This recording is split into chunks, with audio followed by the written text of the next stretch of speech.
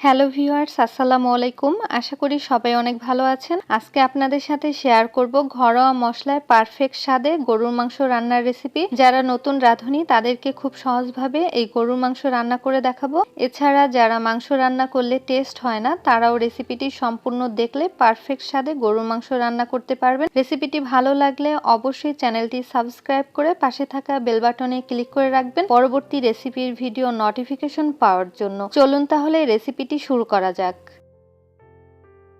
মাংস রান্না করার জন্য একটা কড়াইতে আমি দিয়ে দিচ্ছি হাফ কাপ পরিমাণ তেল আর 1 কাপ পরিমাণ পেঁয়াজ কুচি।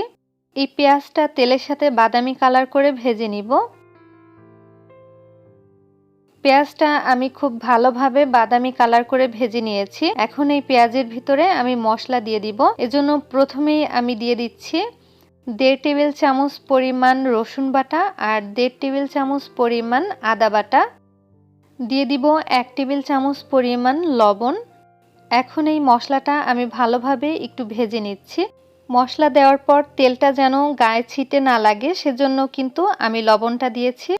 আর এই মশলাটা ভাজার সময় চুলার আঁচটা কিন্তু একটু কমিয়ে রাখতে হবে, নইলে কিন্তু তেল ছিটে গায়ে লাগতে পারে। তো মশলাটা আমার ভাজা হয়ে গেছে। এখন আমি বাকি সব মশলাগুলো দিয়ে দিব। এখানে আমি নিয়েছি 1 টেবিল চামচ পরিমাণ লাল মরিচের গুঁড়া, 1 টেবিল চামচ থেকে একটু বেশি পরিমাণ হলুদের গুঁড়া, হাফ টেবিল চামচ পরিমাণ জিরার গুঁড়া, আপনারা চাইলে কিন্তু জিরা বাটাও ব্যবহার করতে পারবেন, 1 চা চামচ গরম মশলা গুঁড়া আর 1 চা চামচ ধনিয়ার গুঁড়া। এই মশলাটা আমি এখন ভালোভাবে একটু ভেজে নিচ্ছি। আর মশলাটা যেন পুড়ে না যায় সেজন্য এই মশলার ভিতরে আমি দিয়ে দিব 1 কাপ পরিমাণ হালকা গরম পানি। এই পানিটা দিয়ে আমি মশলাটা আরও কিছুক্ষণ কষিয়ে নিব। মশলাটা যেন পুড়ে না যায় সেজন্য ভালোভাবে সব সাইড দিয়ে নেড়ে দিচ্ছি। মশলাটা এমনভাবে কষিয়ে নিতে হবে যেন মশলা থেকে তেলটা আলাদা হয়ে যায়। তো মশলাটা খুব ভালোভাবে কষিয়ে নিয়েছি। এখন আমি এই মশলার ভিতরে দিয়ে দিচ্ছি মাংস। আমি এখানে হাড় সহ গরুর মাংস নিয়েছি প্রায় 2 কেজির মতো। আর আগে থেকেই মাংসগুলো খুব ভালোভাবে ধুয়ে পানিটা ঝরিয়ে নিয়েছিলাম। এবার এই মশলার সাথে মাংসটা প্রায় 15 মিনিট কষিয়ে নিব। এই 15 মিনিট কষিয়ে নিলেই কিন্তু মাংসর ভিতরে খুব সুন্দরভাবে মশলাটা ঢুকবে। তো আমি নেড়েচেড়ে ভালোভাবে মাংসটা কষিয়ে নিচ্ছি।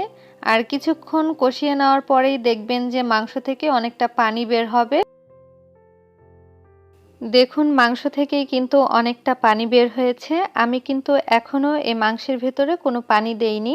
তো চুলার আঁচটা মিডিয়ামে রেখে এই মাংসটা আমি ভালো মতো কষিয়ে নিয়েছি। এখন এই মাংসগুলো সিদ্ধ হওয়ার জন্য আমি এই মাংসের ভিতরে পরিমাণ মতো গরম পানি দিয়ে দিব। মাংস সিদ্ধ হতে যতটুকু পরিমাণ পানি লাগে ঠিক ততটুকু পরিমাণেই পানি দিয়ে দিচ্ছি। আর পানিটা কিন্তু অবশ্যই গরম হতে হবে। এবার আমি মাংসটা খুব ভালোভাবে নেড়ে দিচ্ছি আর চুলার আঁচটা এখন হাই হিটে রেখে এই মাংসটা আমি রান্না করে নিব। আমি কিন্তু এই মাংসতে তেলের পরিমাণটা কম দিয়েছি, কারণ রান্নার পরে মাংস থেকেই কিন্তু অনেকটা তেল বের হবে। এবার বেশ কিছুক্ষণ জাল দিয়ে এই মাংসটা আমি পুরোপুরি সিদ্ধ করে নিব। গরম পানি দেওয়ার কারণে মাংসটা কিন্তু খুব দ্রুতই সিদ্ধ হয়ে যাবে। তবে ফ্রিজে যদি মাংসটা থাকে সেক্ষেত্রে মাংস সিদ্ধ হতে কিন্তু বেশ সময় লাগে। তো আমি ভালোভাবে নেড়েচেড়ে এই মাংসটা সিদ্ধ করে নিচ্ছি। বেশ কিছুক্ষণ জাল দেওয়ার পর ঝোলটা কিন্তু অনেকটা কমে গিয়েছে আর মাংসটাও কিন্তু প্রায় সিদ্ধ হয়ে আসছে। আমি আরও কিছুক্ষণ জাল দিয়ে মাংসটা পুরোপুরি সিদ্ধ করে নিব। আমি আজকে ঘরোয়া মশলা দিয়েই কিন্তু সম্পূর্ণ মাংসটা রান্না করেছি। আমি 2 কেজি পরিমাণ মাংস রান্না করেছি। এতে যতটুকু পরিমাণ মশলা লাগে ঠিক ততটুকু পরিমাণই দিয়েছি। আপনারা যদি বেশি পরিমাণে মাংস রান্না করতে চান সেক্ষেত্রে কিন্তু মশলার পরিমাণটা বাড়িয়ে দেবেন। মাংসটা এখন পুরোপুরি সিদ্ধ হয়ে গেছে। আমি আর একটু ঝোলটা কমিয়ে নিচ্ছি। তবে আপনারা যদি ঝোল বেশি খেতে পছন্দ করেন সেক্ষেত্রে এই পর্যায়ে মাংসটা কিন্তু নামিয়ে নিতে পারেন। এখন কিন্তু মাংস রান্নাটা পুরোপুরি হয়ে গেছে। আমি এবার চুলাটা অফ করে দিয়েছি। আর দেখুন মাংসের ঝোলটা কিন্তু অনেকটা ঘন হয়ে গেছে। এবার আমি এই মাংসটা চুলা থেকে নামিয়ে আপনাদেরকে সার্ভ করে দেখিয়ে দিচ্ছি।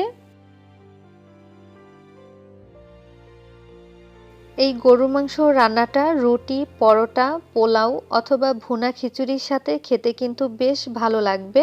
আশা করছি আজকের রেসিপিটি আপনাদের কাছে ভালো লেগেছে। ভালো লাগলে অবশ্যই ফ্রেন্ডস অ্যান্ড ফ্যামিলির সাথে ভিডিওটি শেয়ার করবেন। আমার চ্যানেলের রেসিপি পাওয়ার জন্য চ্যানেলটি সাবস্ক্রাইব করে পাশে থাকা বেল বাটনে ক্লিক করে নেবেন পরবর্তী রেসিপির ভিডিও নোটিফিকেশন পাওয়ার জন্য। আবারও হাজির হব নতুন কোনো রেসিপি নিয়ে। সবাই ভালো থাকবেন, সুস্থ থাকবেন। আল্লাহ হাফেজ।